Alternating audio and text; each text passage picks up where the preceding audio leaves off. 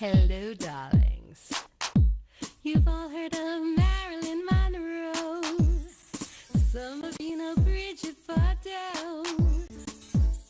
Well, now it's time for the Cognac Show. I said cognac, ooh, ooh.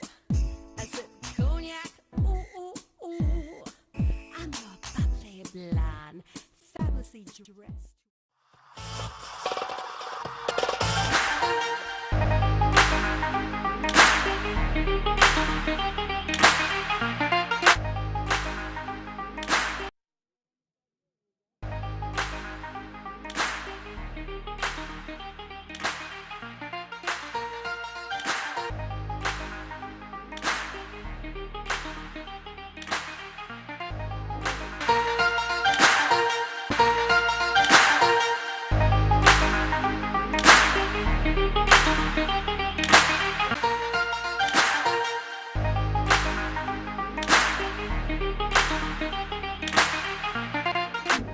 Welcome back, darlings. I'm Cognac Wellerlane, and in just a moment, we're going to see Holly Hunter with Conversations with right here at the Hamptons International Film Festival. Keep watching, darlings. More interviews coming up. Big champagne kisses.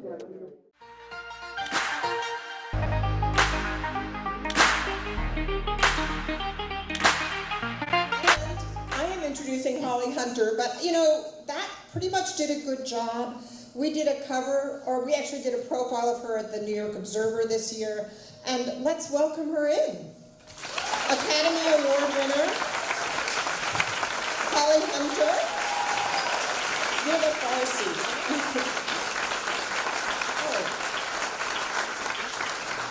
Let's start first at the end with Catherine Dykman's movie Strange Weather, which is playing this afternoon at what, at 4?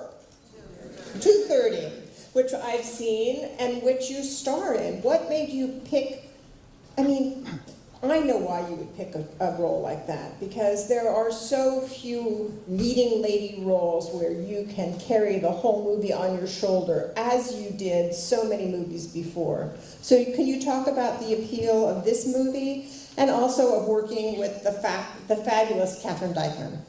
Well, you know, I was just looking, glancing at that clip that you guys also just saw, and you know, there were so many lead roles that were offered to me that were available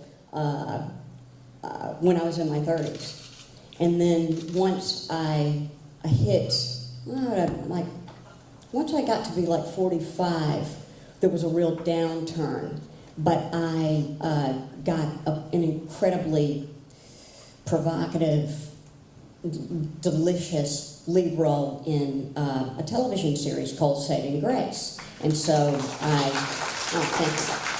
thank you. And I loved the character, loved the whole experience of playing her, and all of the responsibility of that kind of stretch out, where the continuity of her, you know, really being able to carry a storyline as you get to do with the lead, and then that ended, and I was thrust back into the reality of feature films, which was a harsh one for me. That was really hard to understand, that the lead role that I just did for 4 years, that had ended, and that I was back into playing wives and older moms, and you know, really very much supporting parts. So that and in Batman versus Superman, you're a senator. Is that what? And you have like one scene. Well, I don't know how many scenes it was, but it's very much a supporting part. And once again, that was fun because it was such a departure from doing independent films, and I've done a lot of really small films, so that was kind of cool. But the fact is that what you want to do is pepper those things with, you want the potpourri, you want it all. You want the And- portfolio, you want the big, you want the small, you want the challenging, you want the comedy. Yeah, and I don't really feel like my skill set has waned as I've gotten older. I think that there's more available, more accessible to me. So when Strange Weather came up, it's such a beautiful landscape of a character, you know, that I could really, the continuity from one scene to another was such a pleasure for me as an actress.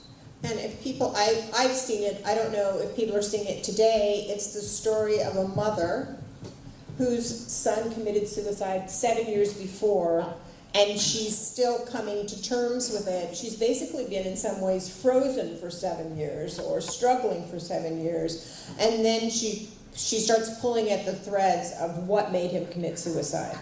And that's the story. And how did it come to you? How, you know, did Catherine, did it come over the transom? Had you met Catherine Dykman?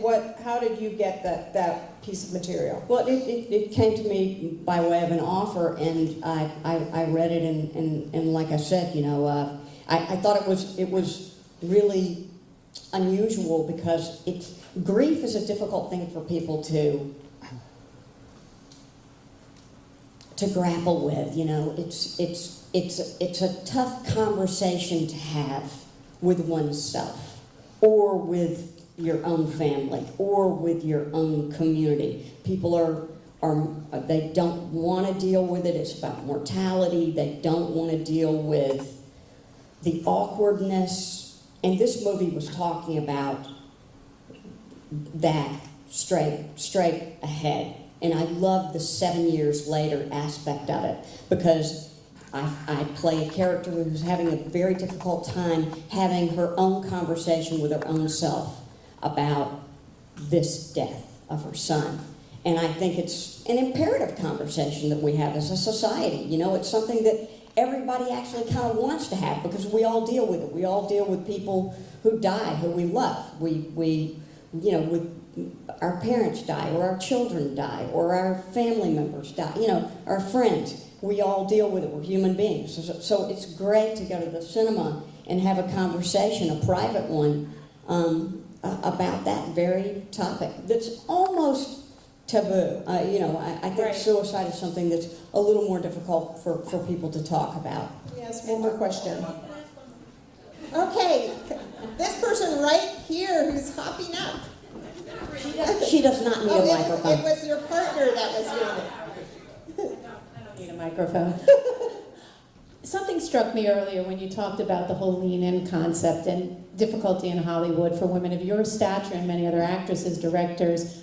I don't get it. Like, where's the mentoring? Why aren't these strong women coming together and making this stronger and better? I really believe in what Sheryl Sandberg was saying about mentoring and pulling it up, and you're so damn talented, and there are many, many out there like that. And to think that that's a difficulty because you're 45 or older just blows me away, and maybe I'm being naive. That's an interesting thing that you're saying. It's very interesting. And I actually think that's a great idea. And I remember speaking with Emma Thompson several years ago, and she was doing something in London where she and a bunch of her friends were getting together and meeting like once a month, you know, to just like talk. We are powerful. Just And we are talk talented. about stuff, talk about projects, talk about dreams, talk about like shards of dreams, even if it's not a fully formed thing, you know, to kind of jumpstart or galvanize, you know, some ideas.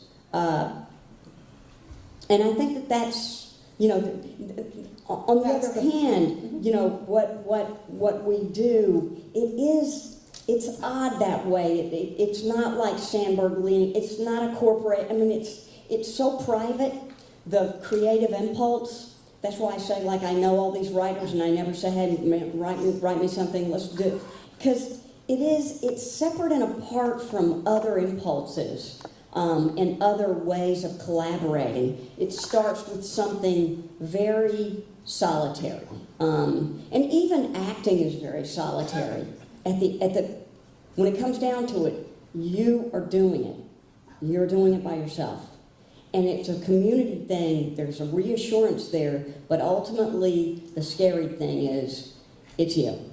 And you're gonna have to walk the walk. You're gonna action and cut.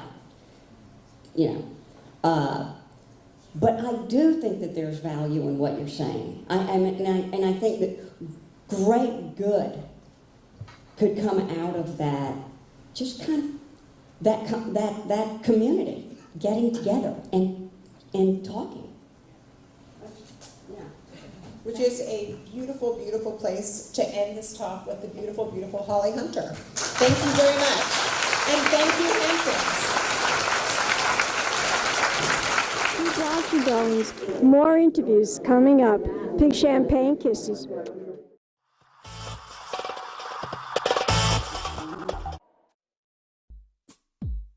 Hello, darlings.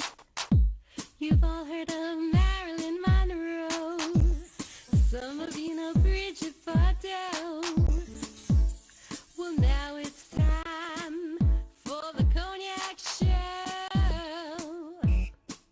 I said cognac, ooh, ooh. I said cognac, ooh, ooh, ooh. I'm your bubbly blonde, fabulously dressed to impress. One of a kind girl. It's been a Crybaby Productions, darlings.